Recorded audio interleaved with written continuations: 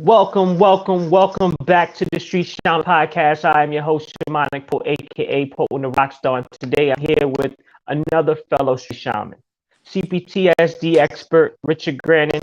How you doing, my guy? How you been? Very well, sir. Thank you very much.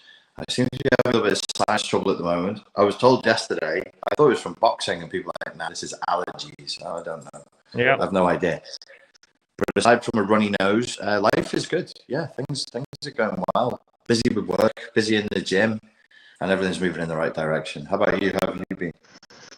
A little bit of the same. I do have a little sinus issue right now, and I think it is allergies. The weather over here has been going crazy. It's been going hot for 2-3 days, then cold for 3 days. It's been all over the place. Same in the UK. Same here. Yeah, it messes you up for real. So, what you been up to? I see you're in the UK. You've been there for a while now. That's Portugal for 3 weeks. So I'm looking at getting my Portuguese residency. And then before that, yeah, you're right. I think I've been here for God, I don't know. Must be 3 or 4 months, something like that. A long time. Too much time. I've hit that point of being at my upper limits for being in the UK, to be honest with you. Yeah. Why is that it? Why is that? Where I'm from is a really, really nice place. It's a beautiful area. It's not Liverpool. It's next to what's called the Wirral. And so it's naturally very, very beautiful, but it's a peninsula. It's like a finger of land between Liverpool and the country of Wales. It's a bit villagey. It's a bit small. There's not much going on. People are in cliques. The cliques don't move. It's like that. So usually I come back and I'm like, oh, I'm so grateful to be back here. And then after a month, I'm ready to go. So after 4 months, I'm like, okay, get me the fuck out of here. Right. So you were saying that you were going to go do some door work. I think the last time I talked to you, you said, I'm about to go do some door work and get back into that for whatever reason, personal. I'm pretty sure it's just inner works. Yeah. How was that like for you? Going back to nightclub security was interesting. It was informative. The culture at large has changed. Which is normal. Obviously, I've been out of it for since 2012. So in 10 years, cultures do change. There's a post-lockdown vibe that I generally feel like things are a little bit angrier after lockdown. People are acting a little bit crazier than they would normally. So it was interesting. There was a speed to violence and a speed to aggression that I wasn't quite prepared for this time around. So you're saying you think it's because of COVID, basically from being locked in for so long that people coming out now and they are a little bit more aggressive, a little bit more violent? Yeah, I think across the board there's a general sense of frustration, maybe a sense that people feel like they got ripped off. For the young people that I'm dealing with, because obviously I'm in a nightclub, it's mainly young people who go there. They have just had 2 years of their youth taken away from them. Whether they process it like that consciously or it's like an unconscious frustration that's being expressed, I don't know. I'm not saying it's not like all bad. There was a lot of good as well. There was a lot of people who were just out to chill and they just had a good vibe. The club I was on was like an R&B club, and generally it was good. But then when it was bad, it got really bad really, really fast in a way that I haven't seen before in 15 years of doing nightclub work, security work. Yeah, I think a lot of people are just frustrated. I don't know if you're aware, but I've been working at a hotel for some time now. And there's a lot of people that are just happy-go-lucky, but the people that are mad, they're mad, and they're mad quick. Yeah. Any little thing just flies them off the handle. They want to throw a whole hissy fit like a child. It's I think a lot of people degressed. What's the word for that?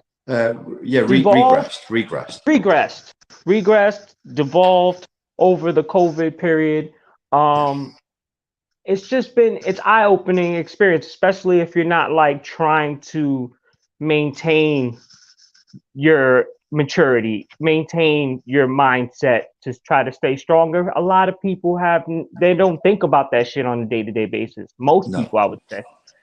And that's right. And I think what we're seeing probably is the least conscious people sort of struggle the most. The less conscious and aware a person is, the more they struggle, because they just don't really even know why they feel as irritated and frustrated and cranky as they do. And they probably don't even register it. They're probably not even going, damn, I'm really over-responding in a way that I wouldn't have done 2 years ago. So they just run with it. They feel it, they think it, they say it. It's just spontaneous. It doesn't go through any boundaries or checking system. So I think that's definitely a factor. It's tempting for me to believe that a lot of people are actually full of regret and shame and guilt over how they responded. And I think that's due to how quickly, I don't know what the vibe is in America, but in the UK, this thing just evaporated overnight. That's how it felt. Like, it's gone now. And even if you're not a deep thinker or spending a lot of time analyzing this, you must on some level feel like, how great of a threat that we were told was a huge threat and would be with us forever can just go. It's gone. Like, you don't have to worry about it anymore. Then you must process and think, well, maybe it wasn't that big of a threat. And maybe I kind of got caught up in something that I shouldn't have got caught up in, rooted in fear. And you see, you know what it's like. Say we just talk about men, like a guy gets punked in some street confrontation, some street thing, and then he goes away and he simmers over it, and his mind is torturing him. It's like, you pussy, you shouldn't have done that. You should have said this, you should have said that. And a lot of people who should have said something, who should have stood up for themselves, who should have resisted and should have pushed back, didn't. And now I think they want to get gangster after the fact. Like, that little voice in their head is like, pussy, you fucking pussy, you're a coward. Oh, yeah. And now they want to be like, no, I'm not. Look at what I can do. And they'll start fights and push back against authority figures like nightclub bouncers. Like, you don't fucking tell me what to do. It's like, whoa, just asking you to move off the stairs because the waitress behind you has a tray full of drinks and your dumb ass is in the fucking way. What do you want it to do? Climb over you? You know, be reasonable. Right. You're in a nightclub. No, you don't tell me what to do. And it's like, that to me feels like compensatory. It feels like trying to make up for something that you already didn't do in another context. Right. No, I definitely understand that, because I definitely had a situation when I was a kid, like 16 years old. We were calling somebody across the street that we thought was our friend. So we thought it was our friend. So we just, cursing at him like, fuck out of here, motherfucker. What the fuck you doing? Like, to try to get his attention. Yeah. Turned around. It was a guy on angel dust. Oh, shit. High out of his mind. Came over. Big dude. I was like, oh, shit. Now we dealing with this motherfucker here. And we can't calm him down. There's no reasoning with somebody that's on PCP. You know what I mean? So I ended up getting punked in that moment. I'm small. I'm a small dude. I was trying to calm down. Yo, calm down. But I'm doing a lot of backpedaling and a lot of course. And that shit fucked up my mind for a little bit, because I was always a person fighting. At this time, I was already getting to the point where I was like, I don't want to fight no more. Let's be a little bit smarter. But that situation led me to be like, I moved to Pennsylvania afterwards. I still had that in my mind. And I went with box cutters into the school. I put box cutters in my pocket, went into school because somebody said that this guy over here is going to try to rob you. So I ran around like, let him know if he's going to try to rob me. I got something for him. Like, going crazy. Slice him up. Right. And it wasn't just him. It was like him and a couple dudes at the time. So he came up to me, I heard you going to do something. I said, yeah, if y'all try to rob me, I'm slicing all of y'all up in here in school. So that got me kicked out of school into another alternative school.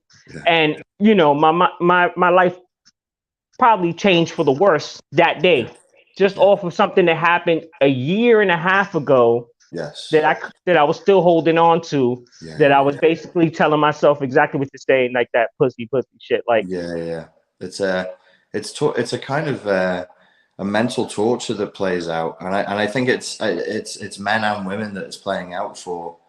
And so they're trying to find a way to re-regulate that ego and to get that sense of like, no, I'm not.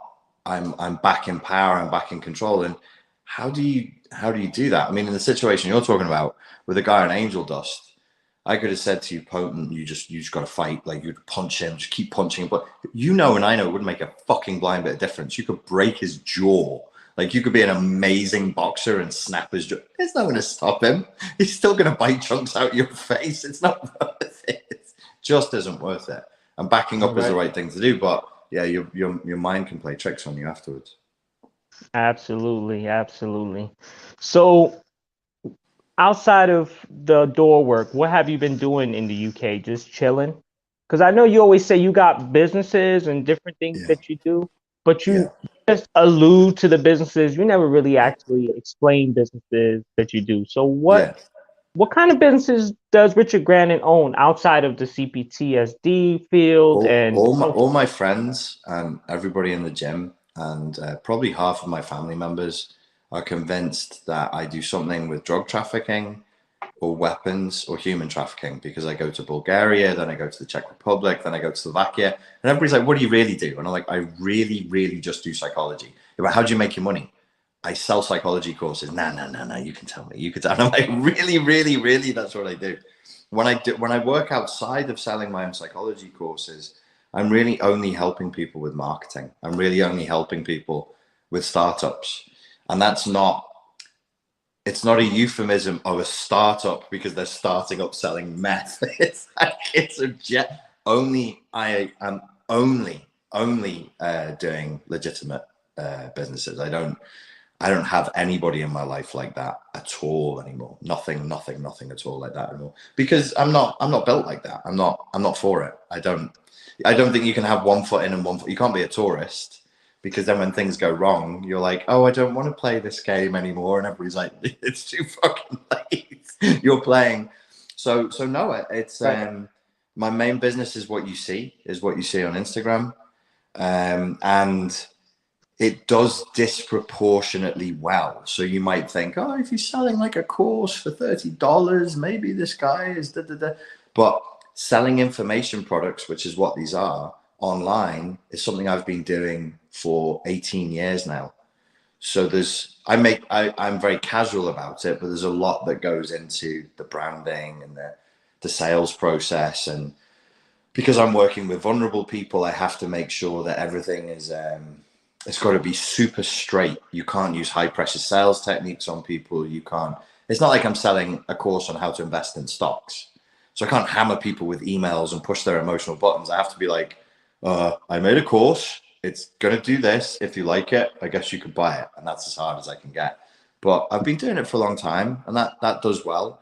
And then I speak to other people who know me from a business point of view, who want help to be able to do the same stuff. And I charge them, because if I'm going to help you make money, you have to pay me. Right. So consultation for a business as well. Exactly. Okay. Exactly. That's cool. Because I know you said, I got a business that does well. And I figured, all right, CPTSD, the courses, I'm pretty sure they're doing all right.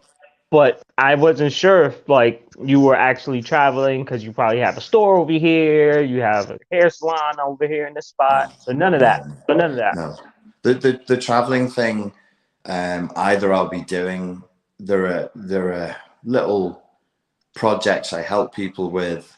There's like consultations or stuff I do for universities, stuff I'll do for different people in different contexts that I've never talked about publicly. There's no reason not to. They've not told me not to, but because I've never done it publicly, I just don't. I don't want it to complicate the brand, so I never really talk about it.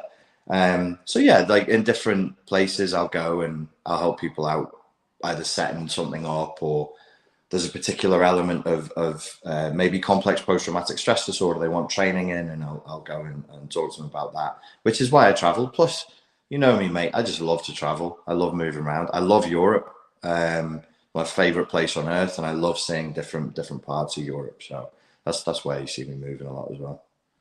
Right, you get stir crazy. You don't want to be at one place too long. Everything I just said for the last 6 minutes is exactly what a drug dealer would say if he was trying to look legitimate.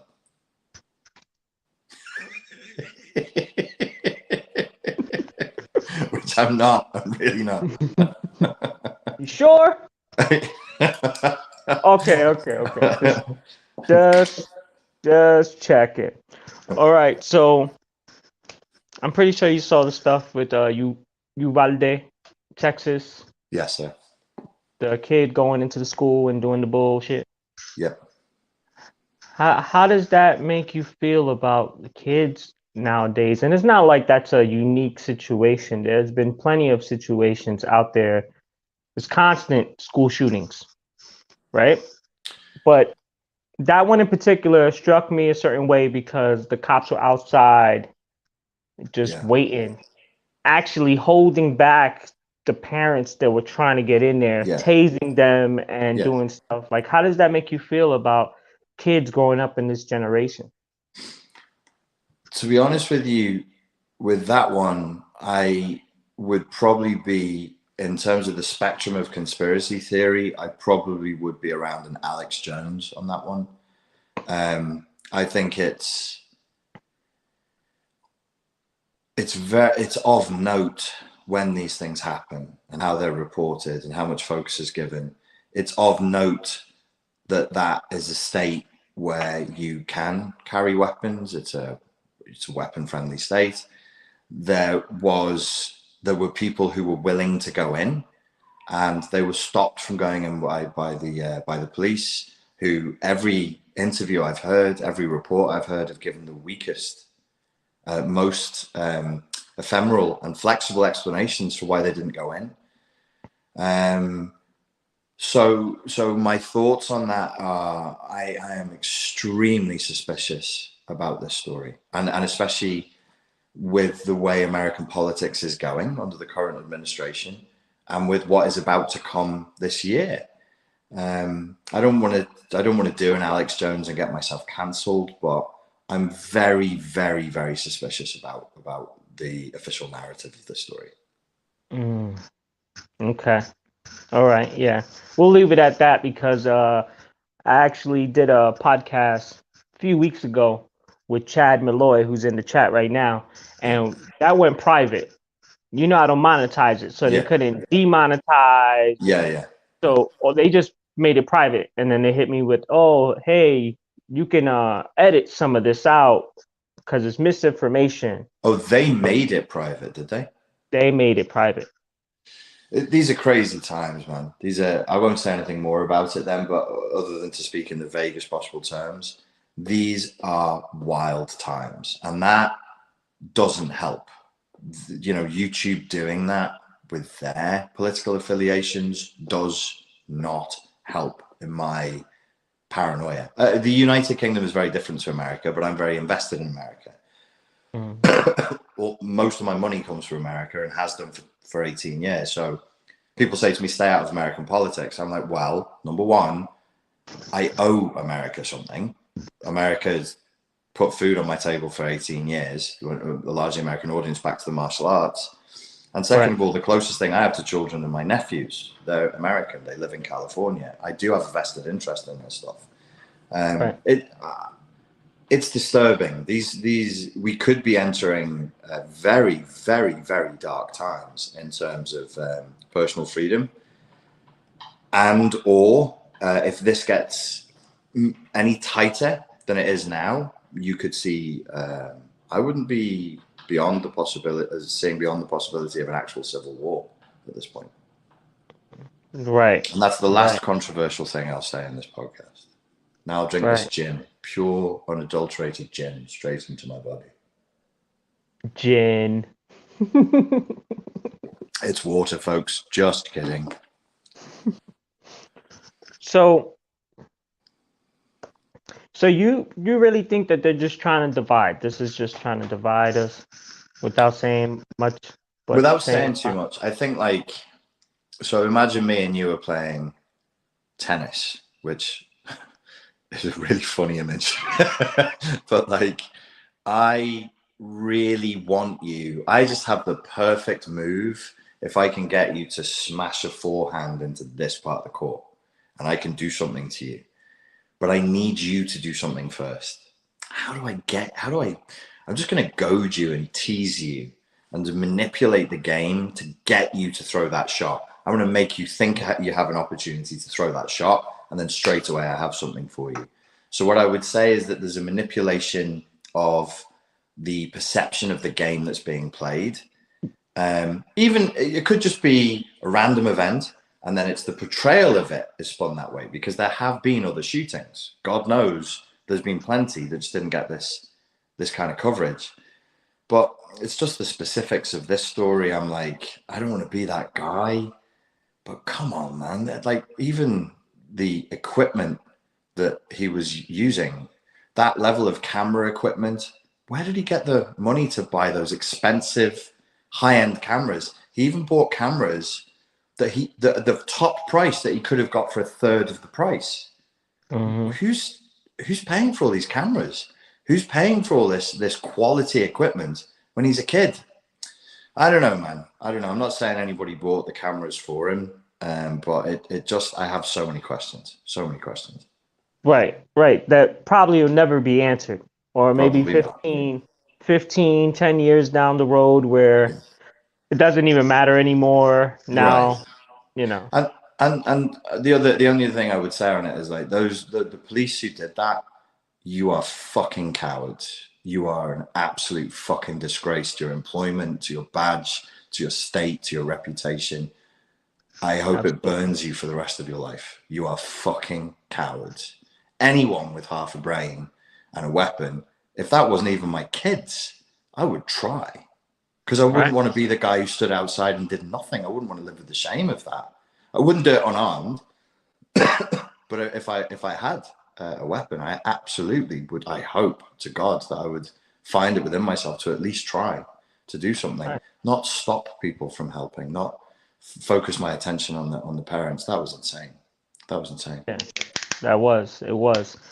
So that type of situation right there, and many more that follow it and before it, is the reason why I'm very, like, I don't want to have a kid. I'm, you know what I mean? I'm looking at life like, it'd be great to procreate, bring a kid to this world, but that would be, I feel like, almost selfish for me.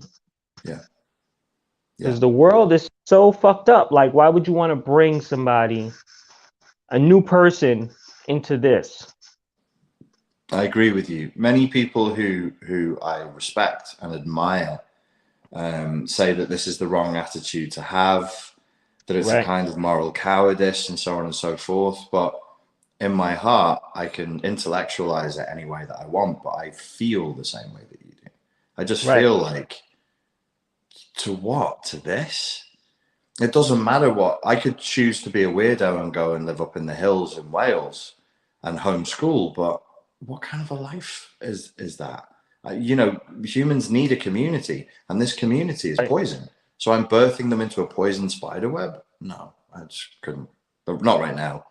Maybe after the Civil War is over and we've won, then maybe. Right. Because it's literally like they're poisoning every aspect of life. Yes, everything. Every aspect of life is exactly what they're doing. How would I even have sex to procreate when all sex is illegal? I'm a heterosexual man. I mean, that's just a crime in and of itself, right? So then to actually want to engage in heterosexual sex and then raise a child based on what the child wants and not handing them over to a government brainwashing unit, that's a crime too. I mean, it's just like, no, this is, for me, I mean, I respect the opinions of people who say that. Well, it's not for me. Not right now. It's definitely not for me. Absolutely.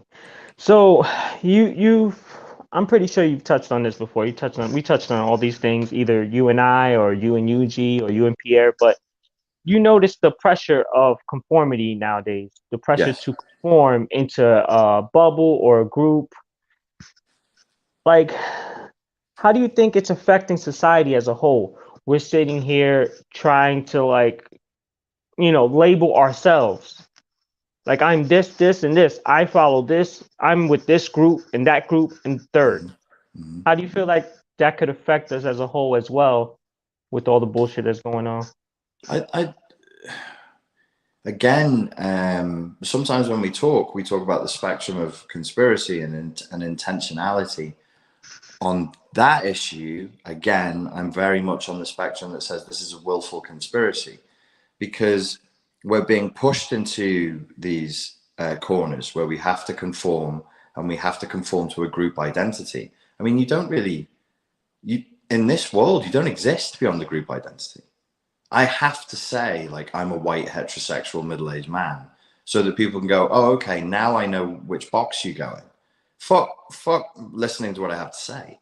Why would you? Which I understand. I mean, I look at like my my following and my responses over the years, and I'm like, it's gotten whiter and whiter and whiter. Okay, you know, fine, white people want to listen to me, but there was a time where it wasn't like that. And then I retroactively go, well, why is this happening? And I'm like, well, people choose content based on the thumbnail, whether it's Instagram or YouTube. How would you feel if you saw some guy's white face like that? Would you click it? And I'm like, nope, not now, wouldn't.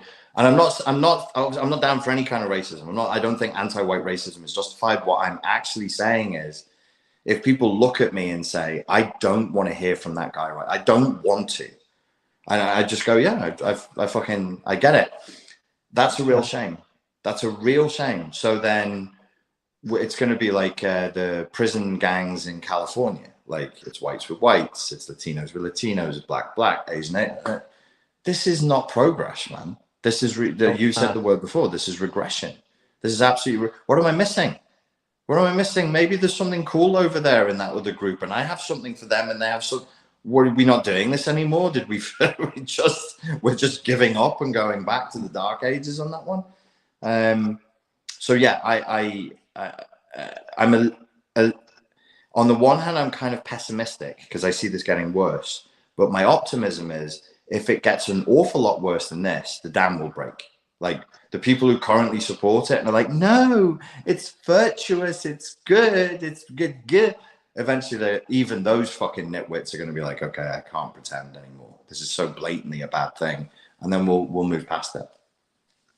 Yeah, right. Because nowadays it feels like a lot of people don't really care to listen properly to what people are saying. They're so worried about nitpicking what you said, or if you said the wrong word, you know, you might get a comment about that word or whatever, or how you look, the things in the background, like, oh, you know, most people that do videos, especially on YouTube, they have like a whole shrine of goodies in the background, you know, like, look, this is all the things I've consumed. I put it all on the wall for you to see behind me, just in case you get bored of the words that are coming out of my mouth, the whole reason why I'm here to begin with. Yeah which is a good point. And it's worth remembering that in this culture, in the age we live in, the thing that we're doing is never the thing that we're doing. So people aren't watching YouTube videos to consume content, to be entertained, or to listen. That's like 5 years ago, 10 years ago. Now they're looking for content that confirms their previously existing worldview. So where all of us, you included, me included, Pierre included, we're instrumentalized by our audience. And it's a humiliating experience because we're not really being listened to. We're just being used to fulfill somebody else's agenda. And you can't escape that. It's extremely frustrating because you can never, ever. So my function is to be a sort of, largely speaking, an emotional dildo for people who want to pleasure themselves and think about what a shit their narcissistic ex-boyfriend or ex-girlfriend was. And I'll never break out of that. I'm a dildo for that. And they're like, hey, we could redefine this, or we could look at the academic view, or we could look at moving on. Nobody gives a fuck. They're not interested. They want you for what they want you for and nothing else. And that's it. The conformity thing plays into that. It's the same mindset. Be what I want you to be. I don't want complexity. If you look like this and you have a baseball cap like this and you have this amount of facial hair and you have like a mushroom t-shirt on, there are views you must have. And if you don't, I'm going to attack you because you're not conform. It's like toddler mentality. This is what toddlers do. They throw tantrums when reality doesn't play out in the way they think it will. And they'll be furious with you. You'll be attacked. No, Potent, you need to say this. Why? Am I not a person? No, you're not. You're a dildo now. You're just instrumental. You say what I fucking want you to, what I've already decided you will say. If you challenge that, I'll be so emotionally upset. I'm going to tantrum and I'm going to attack you. I mean, it's a mass hysteria. We're living through a mass hysteria at this point. Absolutely. Yeah. It fucks everybody up because it doesn't let anybody grow. No. Doesn't let anybody grow, doesn't let anybody expand. Right now, my Instagram, people are expecting memes. Yeah. Just memes. It's like, no, but when you go to my page, it says musician. Yes, I post memes that I think are funny, that I think are relative to the time, but I make music. Yeah.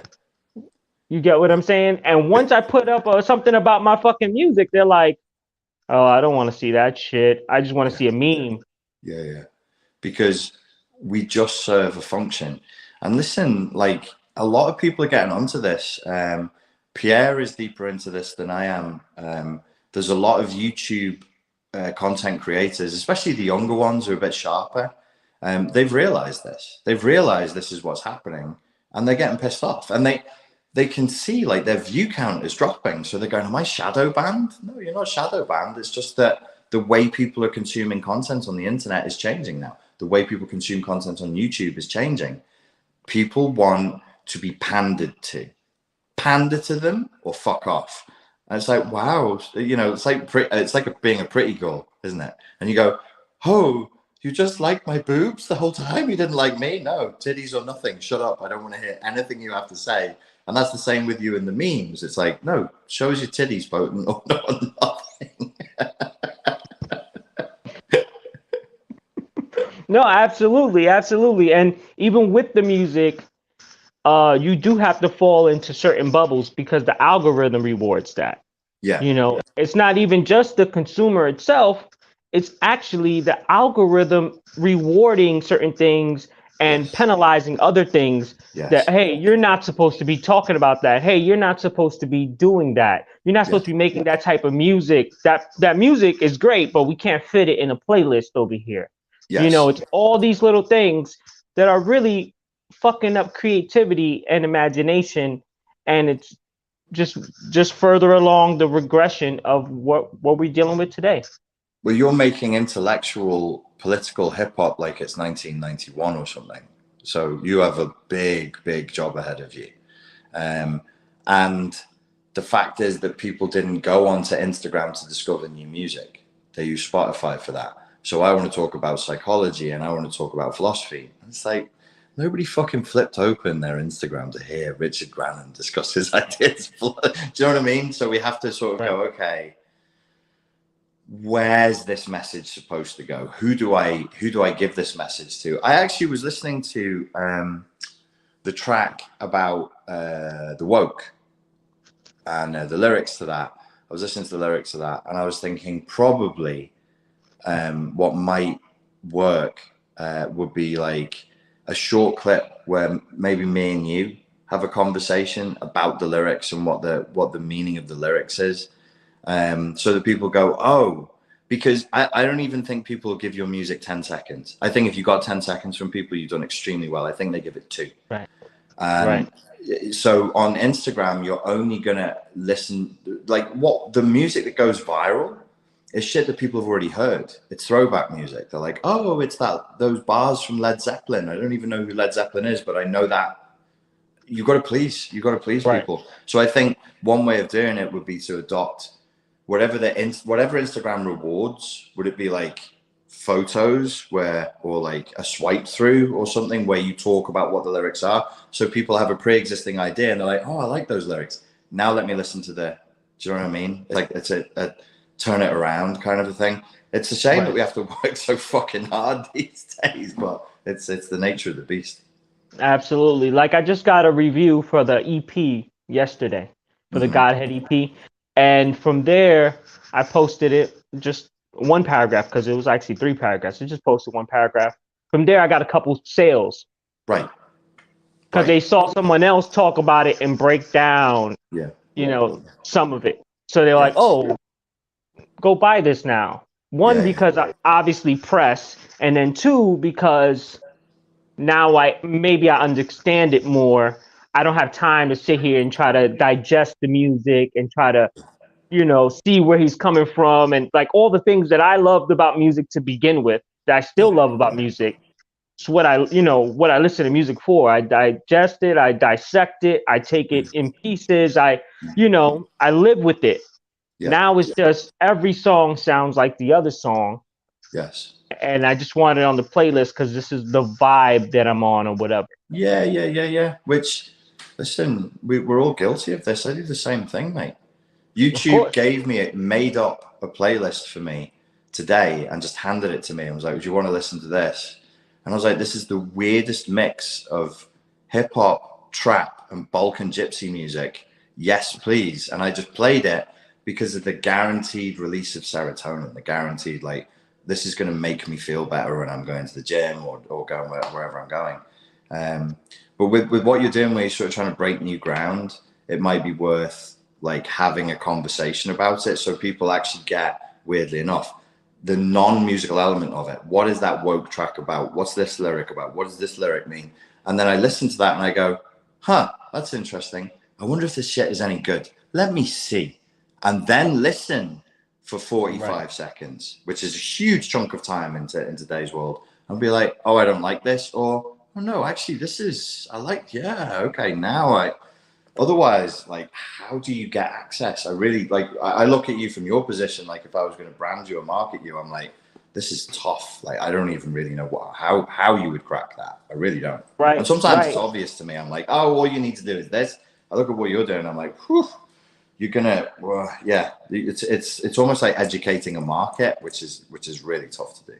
Right. You should have just stuck to Booty Sweat. Yeah, right. I should have just stuck to some twerk. Or that's what I love drugs. I'm really loving drugs. Yeah, mumble rapping. But that's the conundrum that I'm in, because it's like I'm an actual creative. I'm not gonna sit here and trace over what you're doing. Yeah. Basically, I'm just tracing. This is what all these motherfuckers are doing.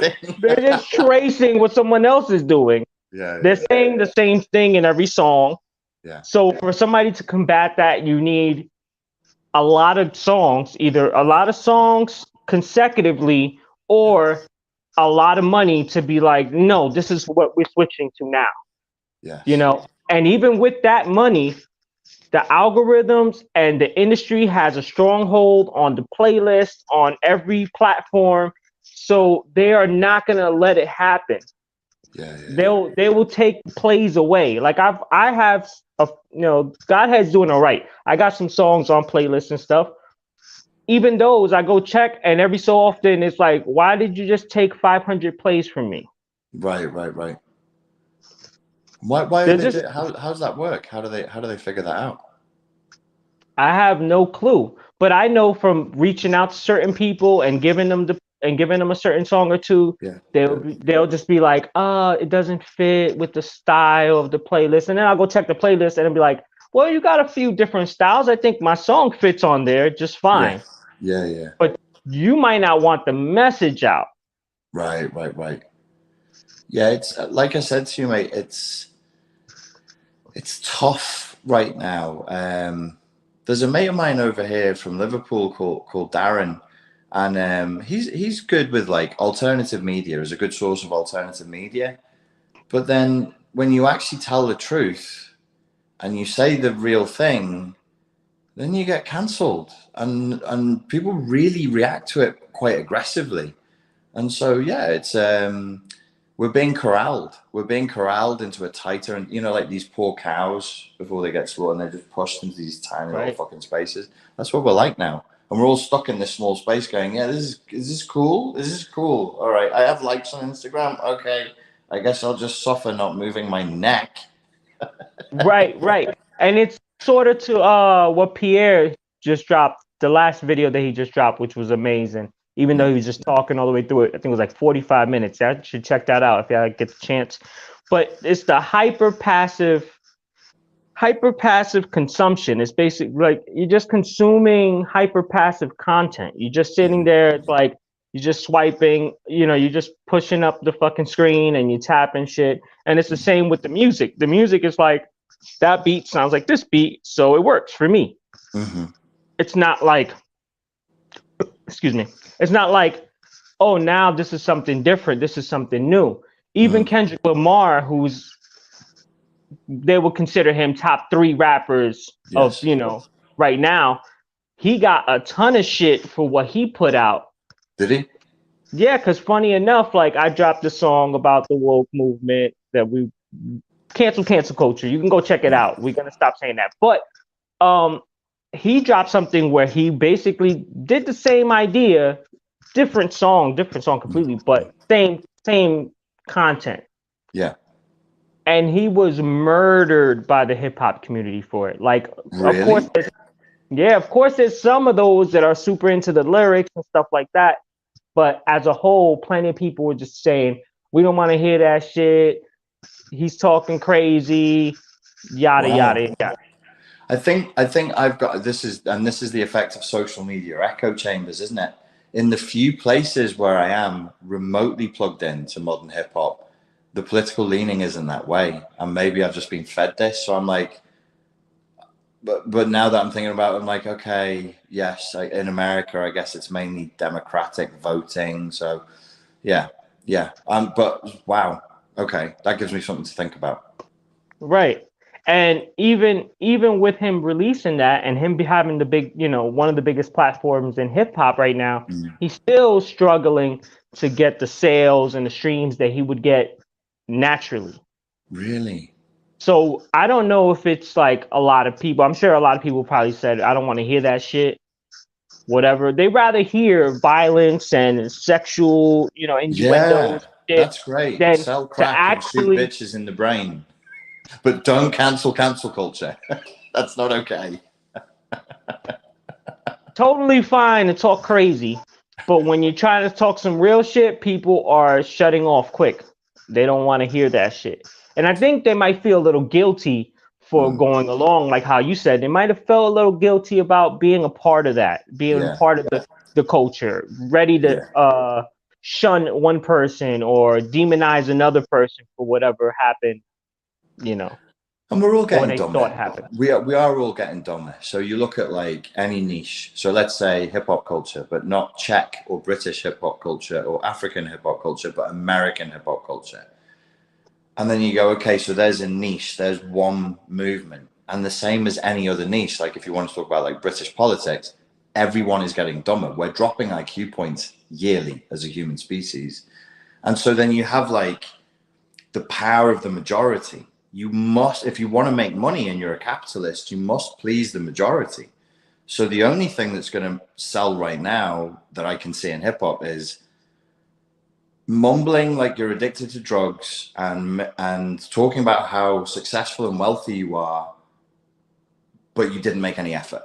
That seems to something like that. Someone can say it with more nuance than I just did, but that seems to be the archetype, right? Spot on. And the fucked up situation about that is that the same people that are talking about the drugs and the guns and all this other shit, like right now, Young Thug is in jail on a RICO case. So now you're pushing forward the people that make this type of music that's violent, that's, poisonous to the community. At the same time, you'll lock them up eventually. You'll let them do their thing, and then eventually you start corralling them up. So it's like a win-win for the industry and government to have these people fucking spill poison and then grab them up and then put them in the system where you make tons of money off of that as well. Because it's a new form of slavery and it's cheap labor, and these things are fucking privatized in America. Some Americans don't know that. The prison system in America is privatized. They're run by private for-profit companies, and they need product. They need crop. We empty the prisons. A lot of very powerful people, very, very rich people are going to lose a lot of money. No, I think you're right. And the suggestion, we've made it here before in conversations before, that sometimes the industry seems to be working hand in glove with either government bodies, maybe not the government in general, but certain government bodies and certain corporate interests. I mean, that's not a conspiracy. We all know that. We all know that. Well, anybody with a brain knows that they're doing it. So yeah, that is interesting. Let me spread my poison. Give him 3 years. If there's new kids popping off, give him 3 years. Okay, let him go. We've got him on this. We've got him. No, just hold it. Just hold it. We'll keep that. We'll keep it. 3 years later, he's made a few hits. He's made a ton of money. Ton of money by his standards, by these corporate interest standards. Your bling and your money is a joke. It's like fucking nothing. Right. They pinch him and they go, we know what you were doing when you were 15 to now. We know everything. Look at this. Inform. Flip them. Get other people. It's like Stalinist tactics, or any totalitarian state does this. Flip them. Get some information. Bang them up. Repeat. Yeah. And then it's like a pyramid scheme. They've just trained another 2,000 young men who'll surge to the top as proper career criminal psychopaths to be the next wave of cannon fodder for the private jails. 2,000, 20,000, 200,000 men. Right. Yeah. It's fucked up. It's fucked up to think about. Yeah. It's fucked up to think about, because it's one thing if it's just like, you know, when DMX was talking about robbing and, you know, stealing and kidnapping or whatever the fuck he was talking about at that time, 98, 99, there was a few rappers that were doing that, but it was only a few that were really successful. Yeah. They balanced it out perfectly, where there was enough dance, there was enough, you know, this is about violence, but this is also about dance, this is about women. And you know, Jay-Z had the blueprint where it was like, all right, here's my song. This song is going to be about the club life. This song is going to be about my girl that I'm with. And in this song, you know, maybe this will be about some street shit, some gang shit that I do. Now, everybody's song, or most of them, not everybody, because I'm included in that, but most of them are just dropping songs consecutively of the same type of material, which is, you know, what music does if you're really listening to it every day. You're just getting indoctrinated and brainwashed into whatever the fuck they're trying to push to you. 100%. They actually played DMX in my gym today, and they accidentally played the one with a ton of homophobic slurs in. I think it's Where's the Hood At? Is like, how am I going to shake your hand if I know you've been fucking a man, and all this, you know, crazy stuff. It's strong. And by modern, like, I didn't even notice it in the 90s. It didn't even register. It's like, it's hip hop. What? I listened to it and I was like, good. And then 3/4 of the way through, the track suddenly stops and then dance music comes on as though somebody had run across the gym and were like, quickly, fucking turn that off. Push that shit off. Turn that shit. Yeah, no, seriously. Yeah, DMX used to go crazy on that type of shit. He used to go crazy on that type of shit. And actually, that reminds me. I was talking to my girl the other day, you know, and for people that don't know, my girl is bisexual. So let's give it a little. And if you're going to talk about the standards of LGBTQ, then you might say that in my past, I was queer, straight, but queer. You get what I'm saying? Mm-hmm. So let's just cover that up right there. But she was saying about how many people are going, you know, we were joking about it. We're like, you know how many people are going to talk about this later in 5-10 years from now, talking about, yeah, I remember when I was gay. I remember when I was trans. I remember when I was bisexual. Yeah. As if, because it's very in. It's a fad. It's absolutely a fad. There's no, and I'm not, listen to what Richard just said. He didn't say when people are gay, that's a fad. I'm saying the number of people on the LGBTQ thing, the numbers right now is absolutely, it's a fad. It's right. These are not, well, let me say that. The numbers, I think, reflect a huge spike. Because if you just look at basic psychology, what did everybody just turn? Did everybody get a lot more queer and a lot more gender diverse and a lot more gender fluid in the last 3 years? Why? What would account? Well, imagine, let me phrase this another way. Suddenly everybody's not gay. There's no gays, there's no bisexuals, there's no queer, there's no trans. Everybody's heterosexual inside of 3 years. You'd be like, where's the where have the K's gone? You would say there's something that has to account for that. So yeah, no, I absolutely think the numbers reflect the fact. Absolutely. There was actually a little clip that I watched from Bill Maher, new rules that he does at the end of his show. He does new rules, and he said, and they showed a chart. This is how many gay people were in the 70s. This is how many gay people were in the 90s, you know, et cetera, et cetera. And if this chart is correct, by 2050, we'll all be gay. Yeah. Yeah. I didn't see it, but it was so good. I was listening to it, and I remember where I was. I remember what I was doing, because I was like, fuck, this is... Sometimes he does a really good job, and that was a good piece. That was a really good one.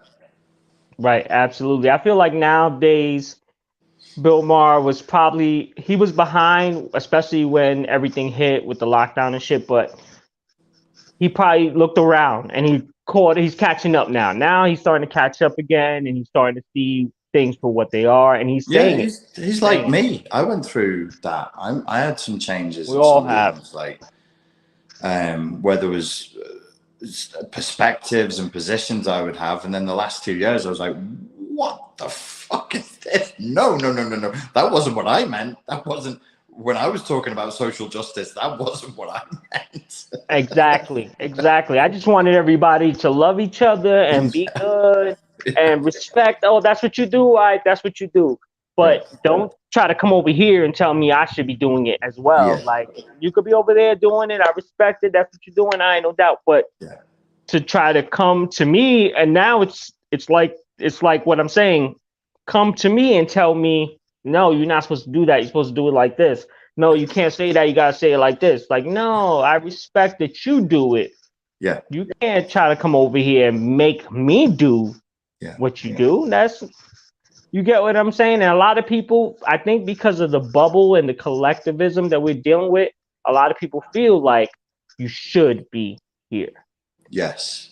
That's when I think my major break was, I looked and I was like, oh, this is totalitarian authoritarianism dressed up as diversity, inclusivity, and progressiveness and liberalism. But this is not liberalism. Liberalism means freedom. Why do I feel so fucking unfree under this liberal agenda? I've never felt more unfree in my whole life under this liberal agenda. So no, they're not. It's a Trojan horse. It's a Trojan horse. They're not what they claim to be at all. Absolutely. They're control freaks. Total fucking control freaks, man. It's a, you know, you made a point a few times about if we're all narcissists and we all have, or we're all borderline, then none of us are borderline, or none of us are narcissists, because we're all dealing with the same shit. We're in the same fucking soup of bullshit, right?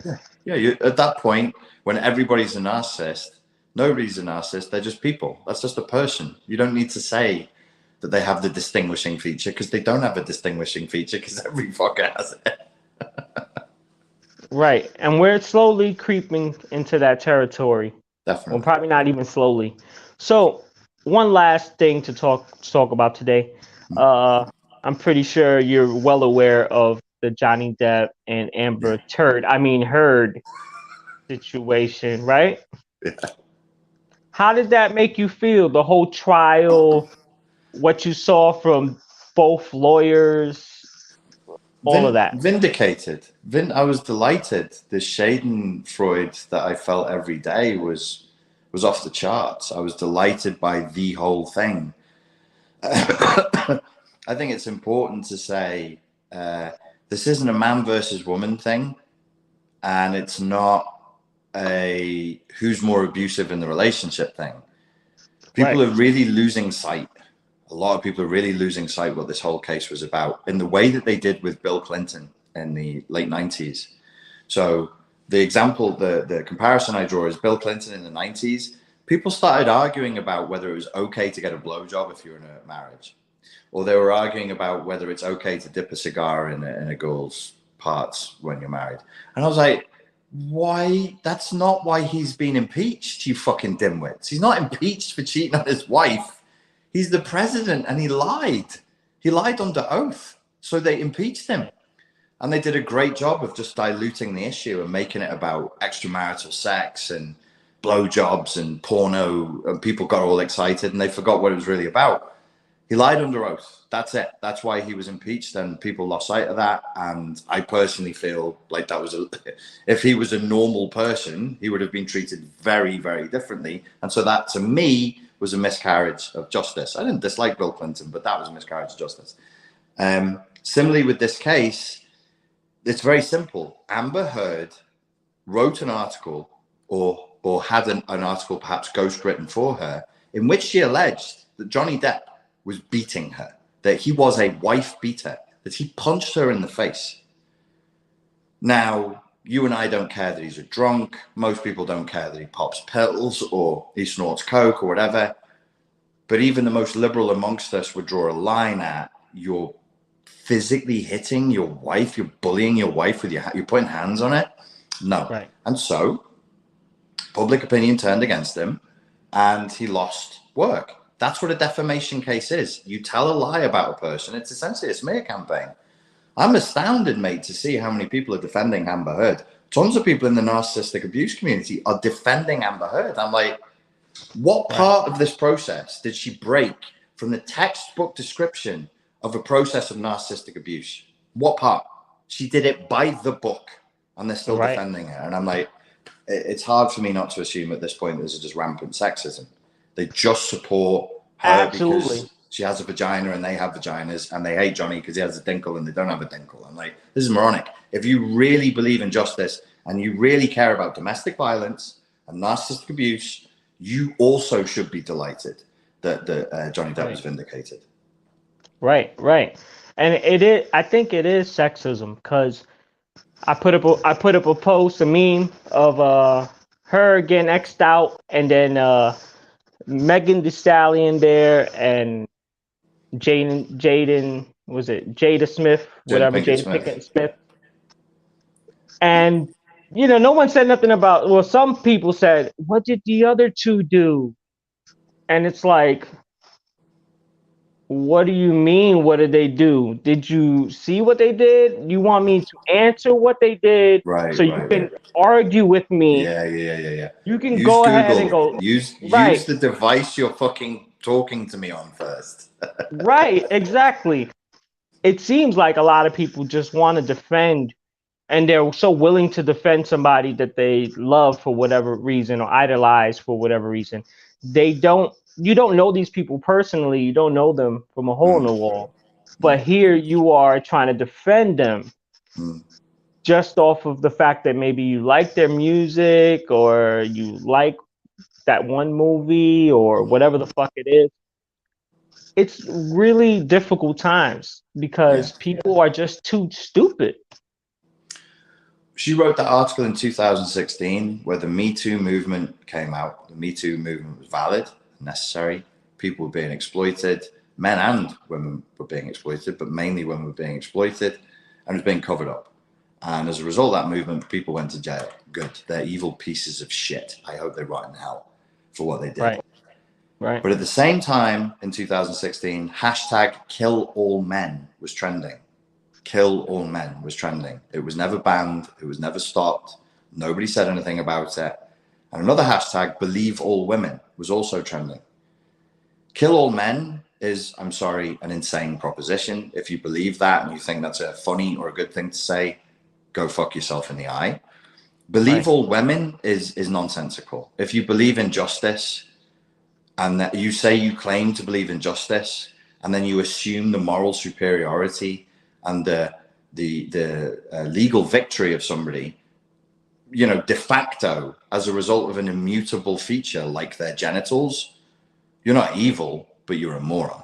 I mean, that is just fucking insane. So hopefully that's passed. I really suspect that this is a cultural landmark watershed moment, and that moment of insanity will have passed now, and we won't hear stuff like that again. I hope, because it's insane. I mean, it's so hateful, and it's ridiculous that when you think about all the other things that get cancelled or deleted, like your stuff, and phrases like that are trending at the same time.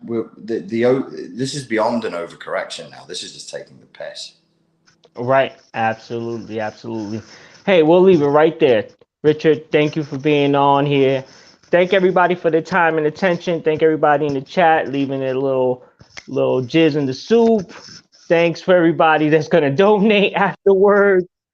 I appreciate y'all. This is the Street Shaman Podcast. I am Shamanic Poe, aka Poe and the Rockstar, here with Richard Grannon, and we out of here. Motherfucker!